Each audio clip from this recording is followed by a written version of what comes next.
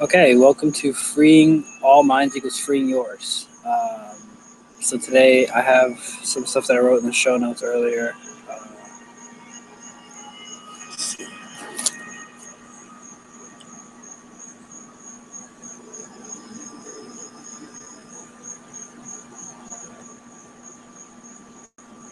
All right, all right, scales, owning, taking credit. I found that we have a lot of great people in history, and a lot of really good people don't have a way to take credit so that they can kind of reteach what they went on because they're just so tuned in. They're just so tapped in, right? They're constantly thinking selflessly. But I'm saying, like, isn't that kind of harmful to their legacy if they want other people to follow up? And the fact that it is something that, and like the fact that it is something that is really negative, like people like that are doing the electric company stuff, founders of that, Henry Ford, that withhold and then they claim credit on everything, and that's all the people we hear about in history. And that's what I was just saying. There has to be a way now to to take credit, because I feel like it's also within each individual. Most individuals, there's what's this concept called light shadow, a shadow that's of a light nature. So you do something that's really light, but it doesn't really have a continuing effect forward. So in essence, it's kind of like being greedy, or kind of like, on a very basic term, giving a homeless man $300 and he buys 10 pounds of crack. Just right there, you just did somebody harm. So that's kind of like a light shadow. But I'm talking about in like little more subtle ways. I know with me, I've dealt with this concept, uh, where I can just find myself in what Andrew Barsis called an enlightenment trap. I am the most enlightened being of love and light, and that's what happens to most people who meditate for a certain period or do certain aspects, and the ego can just play tricks. The ego can just play tricks like that. And let's see, but it also just feels like through history, you just don't have enough benevolent ancestor talking about, because I mean, it's their fault for not talking about it. You have people like Malcolm X that did an autobiography, which is a good, which ended up being awesome. But I mean, that's what Whole Reflections is about. My website, wholereflections.com. It's really just trying to get a present moment. Shout out to my series, Present Moment Conversation, I just concluded this week.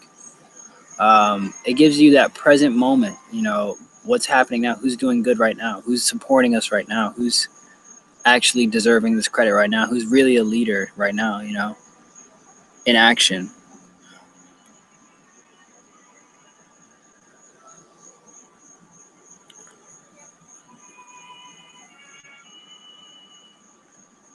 So today we're going to be getting into more Gustave Le Bon's work like last week. This time it's going to be The World in Revolt.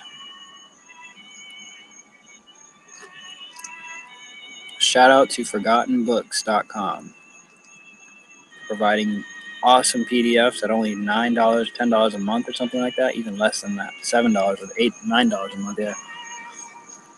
Okay.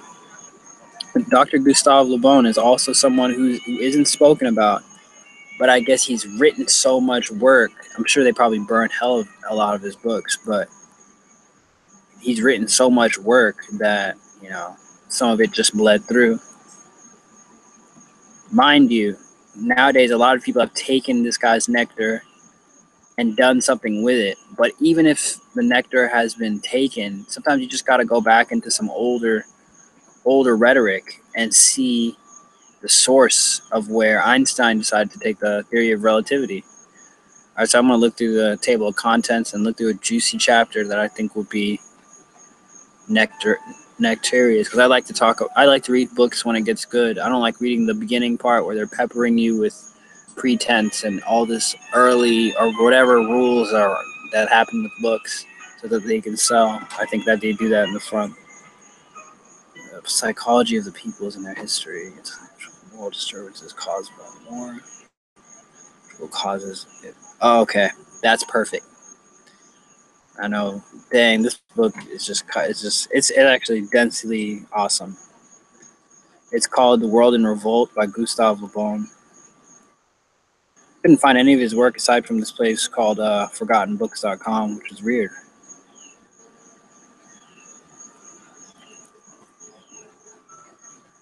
Perfect. Really kind of like I'm looking at like, it feels like reading this on an ebook format, but it just looks like I'm looking at papyrus. That's how old and kind of like Xeroxy and stuff that teachers used to do. The psychological causes. This chapter is chapter 4 from The World in Revolt. The psychological causes of industrial inferiority. We have already explained the part played by the mentality of a nation in its development. But it must never be forgotten that the qualities which have caused prosperity in the various phases of civilization are not always the same. Some, whose utility is but small at one period, may be preponderant at another. Nations provided with the qualities necessary to a higher stage of civilization will advance, while those which do not possess them will decline. Many examples justify those fundamental propositions. One of the most striking is furnished by an examination of the causes of the stagnation and only too frequent decadence of French industry before the war. Although apparently of many kinds, these causes were in reality derived from a small number of defects of character, which were identical in all branches of industry. In connection with the subject of such supreme importance for the future of our country depends upon it. Personal opinions are inadequate. A long and minute inquiry conducted by various specialists was indispensable. There's a lot of big words here. This inquiry into the condition of French industry before the war was undertaken at the instance of the Association Nationale d'Expansion Économique, which counted among its members many prominent manufacturers. It directed a number of specialists to make a thorough investigation of our great industries and to record the results of their inquiry in a series of reports. The collected reports already fill 60 volumes and demonstrate two fundamental points. Firstly, they prove that our industries were in a state of decadence before the war. Secondly, they show this decadence was principally due to psychological causes. These psychological causes are not of an intellectual nature. They are almost exclusively due to defects of character. And that's a great point. You know, when it comes to industry, I realize when I find myself, you know, just walking through the forest, picking up trash, or doing things of a high character without it, you know, without speaking of it. See, that's that guilt that I was talking about earlier. I do that often, and it's really good the way I do it. I'll go and pick up a freaking toilet bowl with that's got shards and stuff deep inside the woods. But at other times, as my friend might tell you, I left one water bottle as I was picking up a bunch of crystals out of this gorge, and I dropped a water bottle once. But on the other hand, whenever I'm walking through anywhere, and if I see trash on the ground, I'll pick it up. And that little character, that having that strength of character, shows in all your industrious endeavors or attempts, or just your being. You're just more together. You have more strength in your being.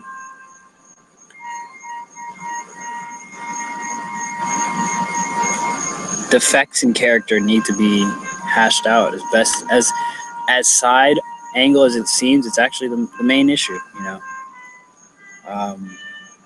But in this society, in the way it numbs you, it's not.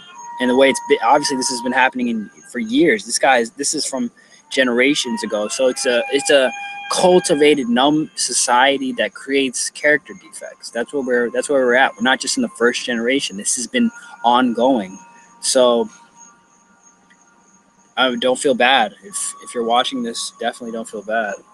It's just understanding that there's guys who saw this on the first generation and was just like, why has this even been allowed in this generation?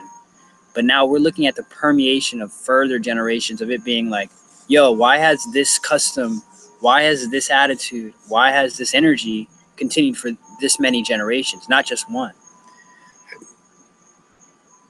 The immediate deduction from this fact is that the pre-war situation can be modified, not by laws and regulations, but only by transformation of certain mental habits. The nation is not wholly ignorant of the industrial decadence described by the various members of the commission. I myself referred to it long ago as in one of my books. I was particularly struck by it in consequence of an inquiry into the state of certain branches which I made as a member of the jury of admission appointed to examine the scientific instruments exhibited in the Paris Exposition of 1900. At that period, our manufacturers were already ceasing to produce a great many articles and were confining themselves to selling at a profit apparatus made in Germany. The manufacture of clinical thermometers, for example, and the preparation of a vast number of chemical and pharmaceutical products were dying out in France. All these observations produced no result. Not until the war broke out was the extent of Germany's economic invasion revealed. But for the military conflict which interrupted trade with Germany, we should soon have witnessed the final destruction of a large number of our industries. I cannot give a summary of all the Commission's reports. I will confine myself to examining some of the data relating to important manufactures in which we used to be preeminent.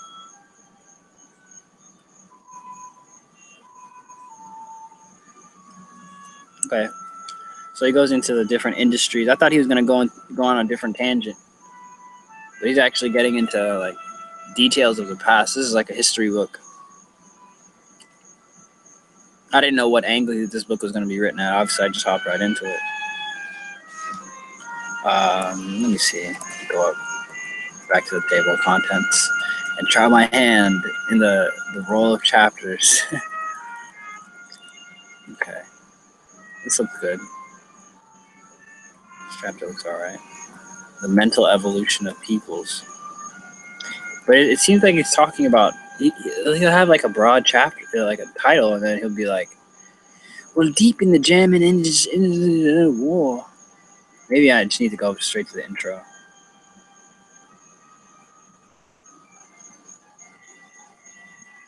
Have you ever had that? When you just go look for something that seems like it's definitively talking about a topic, and then it goes into like something very not exactly what you are looking for?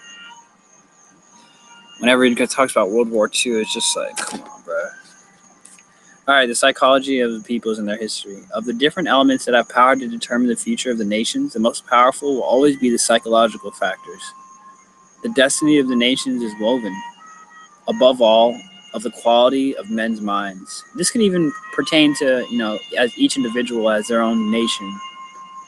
A great social development will be effected on the day when every citizen realizes that the triumph of this or that political party or of this or that belief is powerless to pave the way to final happiness.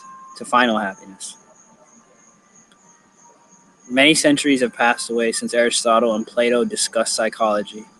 They had disciples who continued their work, but if we seek in their books for the means of diagnosing men's character and influencing their conduct, we shall discover that the progress effected during 2,000 years of investigation is in reality very small.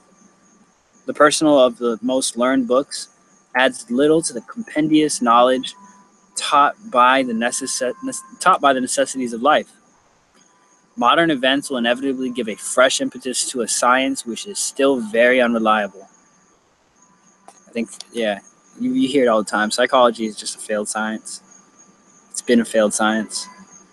The World War, in fact, was a last laboratory of experimental psychology. It forced men to recognize the importance of psychological methods and insufficiency of the data furnished by classical education in determining the character of nations, and consequently their conduct. What did we know of the soul of the Germans or that of the Russians? In reality, nothing. Similarly, the Germans had no actual knowledge of the soul of the French or that of the English. Our enemy's ignorance of psychology was of considerable advantage to us.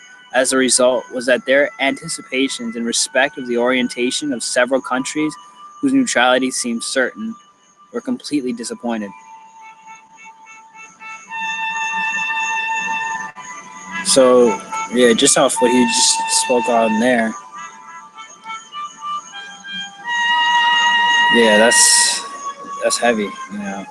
Not knowing, you know, you might think you know what type. That's what I was just talking about. The skewed perspectives of who people are. That's we're just we're just constantly caught in these projective traps, you know, in these projective loops where you can't even come to a place of peace. You're already in war and you're still like, you know, mentally going hard.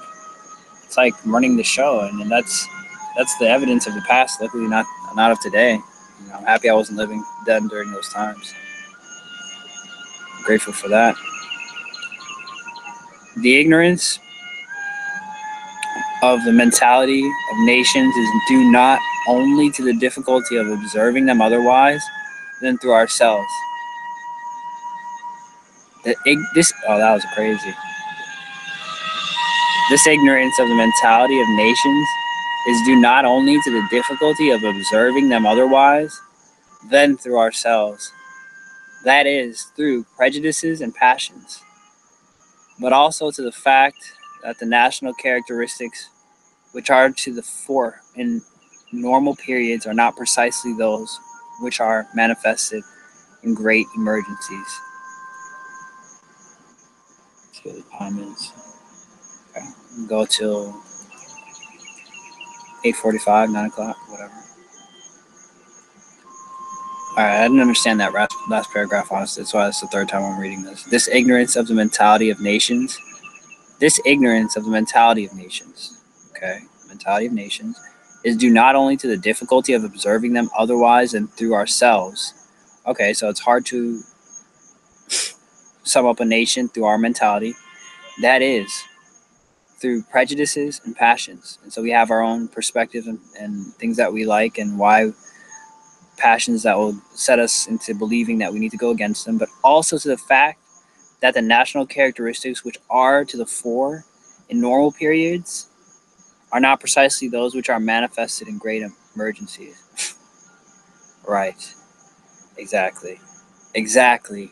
Oh my gosh, that was eloquent as ever. This guy, the writer here, I think he became a doctor. I don't know if it was a doctor in medicine before he even went into psychology, but he did some other degree that sharpened him up. Some other like forced evolutionary degree that sharpened him up before he went into psychology. And I think psychology is just like that. Like how much you prep before everybody wants to get into it. But how much actual work you've done or how little actual work you've done and how little character building you've done for yourself will show in the work that you produce for, say, a psychological, you know, book or psychological labor of love. And this guy is basically it's like hitting a home run within a home run. I mean, right now what he just said was basically all the positive parts of the country,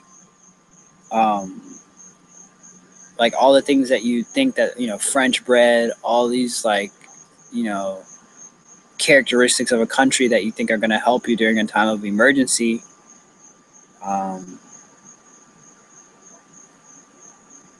He says the fact national characteristics which are to the fore in normal periods are not precisely those which are manifested in great emergencies. So it's not like you're going to manifest French bread in a great emergency.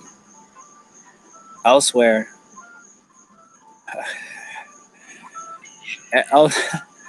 elsewhere, while investigating the various of the variations of personality, I have shown that ego of each person represents an equilibrium susceptible of important variations.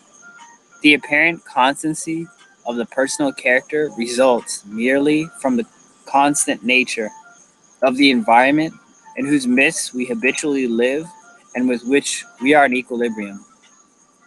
If therefore a psychological science much more advanced than ours succeeded in determining with the exactness of a chemical analysis the habitual character of a people and the means of influencing it, this science would still be incomplete.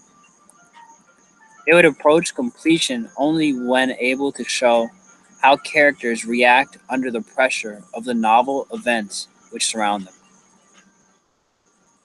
The discoveries of modern psychology, however, which is not modern at all for when he was writing that, already enable us to make fairly reliable diagnoses. That's an interesting point. Yeah, they could say that back then. Imagine what type of diagnoses they can make now. We know now that individual and collective psychology are subject to very different laws. For example, although an isolated individual may generally appear to be an extreme egoist, his egoism, by the mere fact that the same person is incorporated in a crowd, will be transformed into an altruism sufficiently complete to lead him to sacrifice, holy shit, his life to the cause adopted by the collectivity of which he forms a part. Gosh.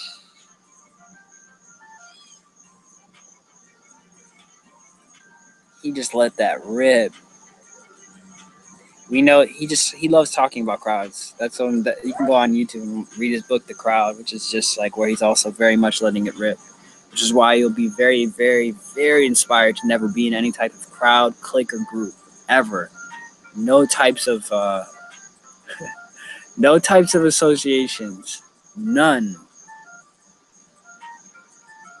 Not without a healthy boundary of what you stand for, who you are.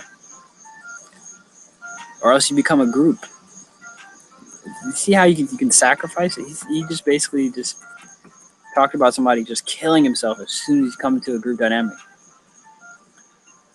We know, too, that in addition to the shifting elements of the individual character, there are extremely stable ancestral elements established by the past, strong enough to limit the oscillations of personality. They immediately establish national unity in times of crisis. Oh my gosh, dog. He is freaking genius. Did you just hear that? He just went in. Your shit can just get usurped at any moment. You will not be the individual that you've always been. Just at any moment. In addition to your shifting individual characteristics.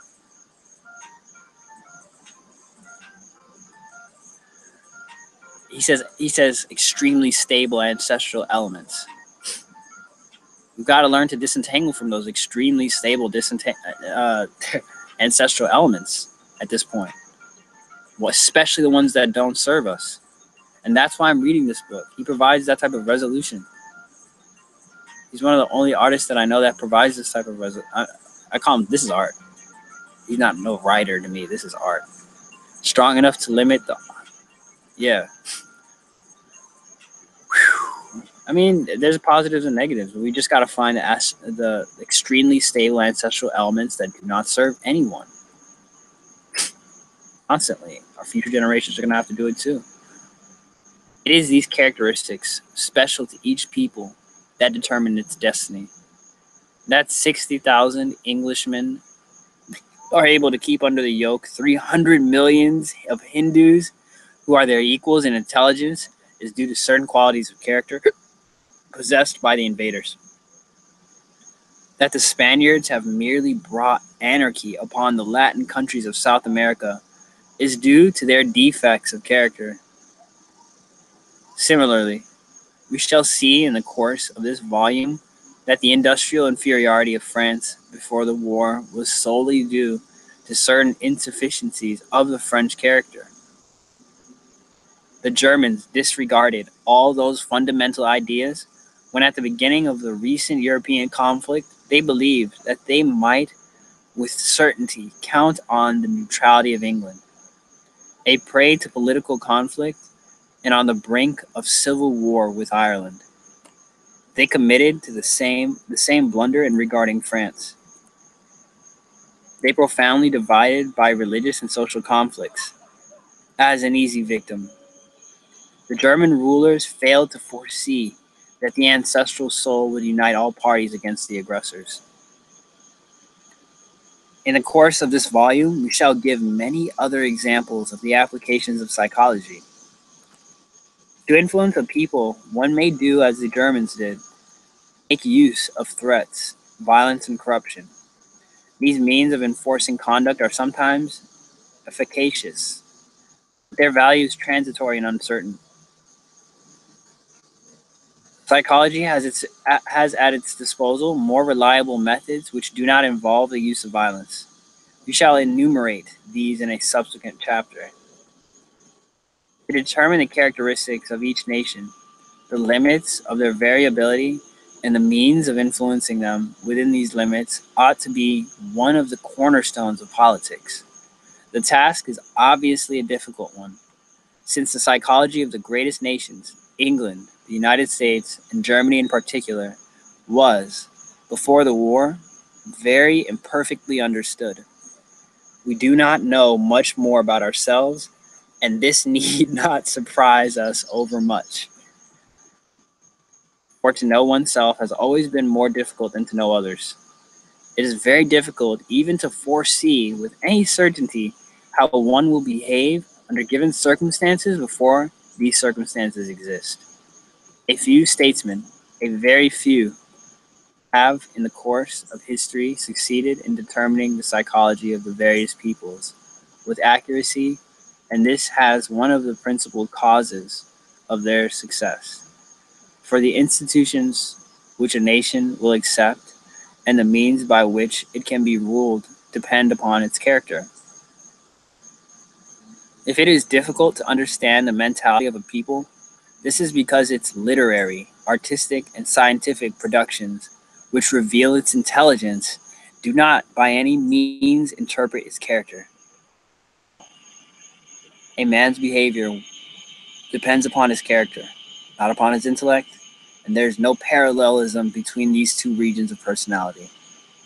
It's art. Did I hear somebody join?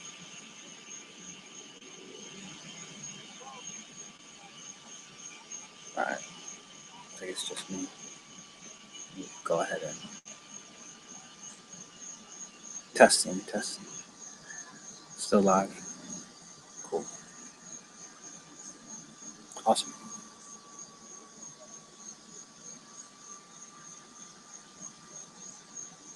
So I'm gonna go ahead and cover that again and just kind of stop me in my tracks. If it is difficult to understand the mentality of a people, this is because it's the people's literary, artistic, and scientific productions which reveal its intelligence do not by any means interpret its character. So you could have a projection of glorious brilliance. Like California is a master of that. LA, they've mastered this aspect. So you can just put it in, if it's difficult to understand the mentality of the West Coast, this is because the West Coast's literary, artistic, and scientific productions, which reveal its intelligence, do not by any means interpret its character. That's perfectly 100% before Hollywood came out. He wrote that. This guy is the man. He wrote all this right when he could see it coming. Now, a man's behavior depends upon his character, not upon his intellect, and there's no parallelism between these two regions of personality. If this truth were not commonly overlooked, we should have been less surprised. At the beginning of the war, on beholding a people possessing a very high degree of civilization, committing actions of a bestial ferocity, that aroused a worldwide indignation. People were then apparently amazed to find that the mind of a scientist could mask the instincts of a barbarian. Huh. But this possibility had long been known to the psychologists. They knew, too, that the true character of a man is to be read in his actions only, not in his speech. And that's the triangle: actions, feelings, thoughts. And that's why on all my videos, you'll always see me. I'll never just talk without saying, all right, this is what I'm actually doing. All right, this is my situation currently, presently. Always, no matter how unsavory it is for me to, and it doesn't feel good saying it sometimes, but it feels good down the line. Definitely when people see that it's just been a long, strong action. It's been a long, strong, transparent journey for me. Go back to video 1. If you really, if this is your first video, my first video is on transparency. And so, like, you're going to keep getting, it's pretty consistent. All right, the actions to be recorded as elements of a diagnosis of character are, I repeat, those committed in great emergencies, not those of everyday life, in which the individual, being closely hemmed in by his environment, has little opportunity to reveal his personality. The actions to be recorded as elements of a diagnosis of character are, I repeat, those committed in great emergencies, not those of everyday life, in which the individual, being closely hemmed in by his environment, has little opportunity to reveal his personality. And that's what Whole Reflections is talking about. That's what Whole Reflections is also talking about.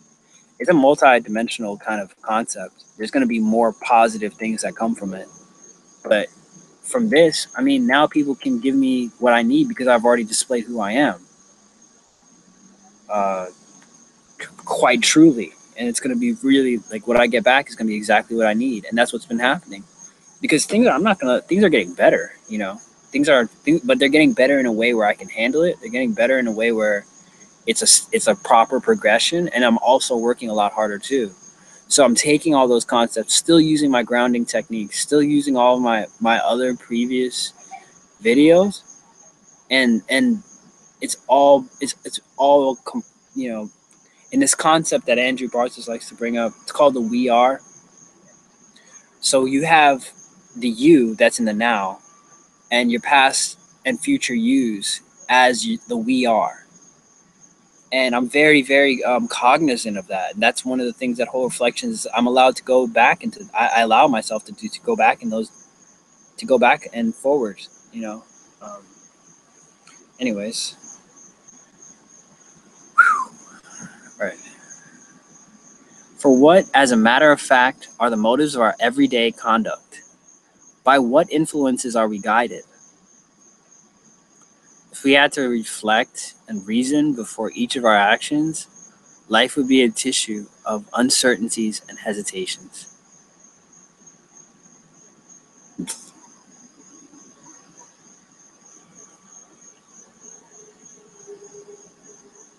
It is not that because our everyday activities are controlled and guided by various necessities, those arising from our education, our social group, our profession, etc., the sum of these necessities eventually creates a subconscious mind, which is more or less artificial, but which, under the ordinary circumstances of life, constitutes our real guide. So he brought up a good point. He said that, if you're looking to have a flow of action and trying to reflect simultaneously, it's not easy. That's one of the things that it does create a form of hesitation. It can create a form of hesitation. It can, if you let it. You simply just have to say, I'm allowing myself to reflect, snapping the wristband on my wrist as I take action seamlessly. Period. The fundamental elements of character have a different origin. They are engendered by atavistic influence. I don't know what atavistic. I'm about to look that word up. What? Atavistic? Nobody. Nobody. How dare you whip that word out? Google is like, you mean ATA? He's going for it. Atavistic. Relating to or characterized by reversion to something ancient or ancestral. Relating to atavistic fear. Right. Oh, that's a deep word right there. Okay. So yeah, let's see the content. So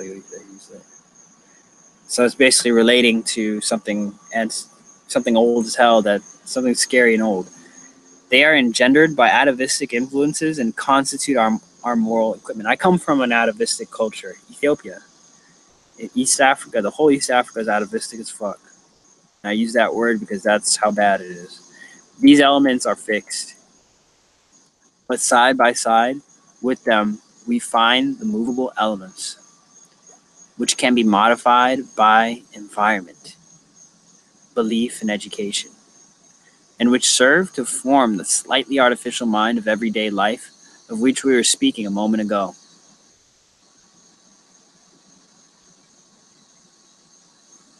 These elements are fixed, but side by side with them, we find the movable elements, which can be modified by environment, belief, and education, and which serve to form the slightly artificial mind of everyday life, of which we were speaking of, the fabric of reality. Dang, he just broke down the fabric of reality. Stuff that people are talking about so desperately today. But there are fixed aspects of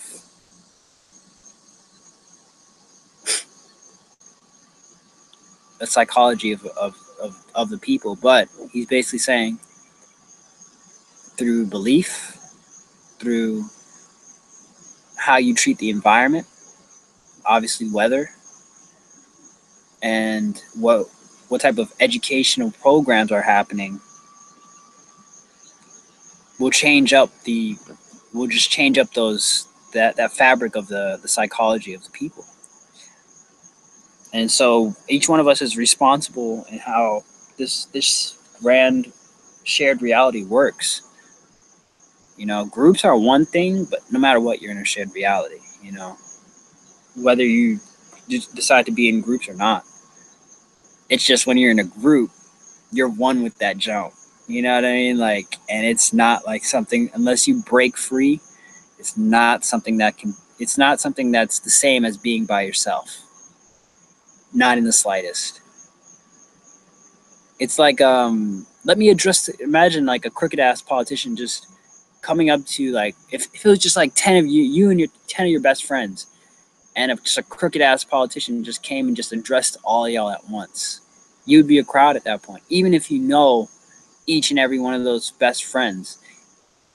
Unless you're like a Navy SEAL Team 6 or just like some type of basketball team or some type of football team. Yeah, I guess football team, that's 11, right?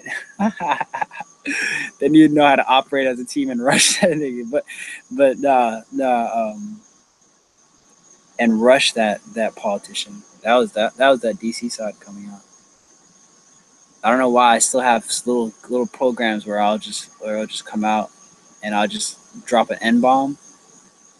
I guess it's because I was just around that early in my life, and it just, I probably, it's just a weird semi-ghetto accent that would just come out. But I'm African, you know what I mean? Like, I'm not even gonna lie, that's not my culture. I was just raised in the freaking literature, in the freaking, like, all the movies and everything like that. Yeah, that was in there. You know, all the Kevin Hart. You know, I used to watch a lot of TV that had Chris Tucker type people in it. You know, Chris Tucker. You know, people that were just selling the whole black, African American, the whole thing like that. And it's just like, honestly, I'm African. I can technically, and that word, that word is just horrible. It's actually, yeah. But I slipped. It was a slip. It was a slip of slippery happening there. I've been doing. Today I just woke up early in the morning, and I was just working on my subconscious, and old programs were coming up. A lot of dirt was coming up from years ago, and it was a lot. It was a whole lot. I mean, like I was truckloads of. I use a visualization of the subconscious. I have like a mind map that I use, and I have an inner child, a physical body, obviously. But if that's these are rooms in my subconscious. The physical has its own subconscious room. Inner child has its own subconscious room. There's an abundance room. There's a librarian room, emotional room, a temporal room, a astral room, and a expressive room. And I was just out, and each of them have their own basements. Each of them have their own, and we can design and it's you can design it. It's malleable. Just kind of like, but I think now I think I can apply with this psychological info. I can mirror what I more deeply know about my subconscious and my subconscious mind map. You know, the fixed elements and the movable elements. Since I know that it's environment, belief, and education that are the movable elements, those are the things that I can change in my. Those are the things that you can change in your subconscious mind. You are the nation, right? So your environment, your beliefs, your education are three keys to changing your subconscious mind. That's therefore, because that's how you that completes the loop. That completes the loop. It's really just an internal issue. That was like well, that was great. Where are we at? I think I'm gonna end on that. We're at the 48-minute mark. I'm gonna end on that. And this is from Gustave Le Bon's The World in Revolt. And so the point that I really would like to leave you with here is that your environment, your belief, and your education are movable. Everything else is fixed. What do you do?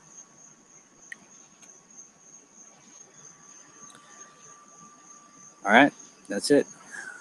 Freeing all minds is freeing yours. Signing out, wholereflections.com, Abraha Brahani.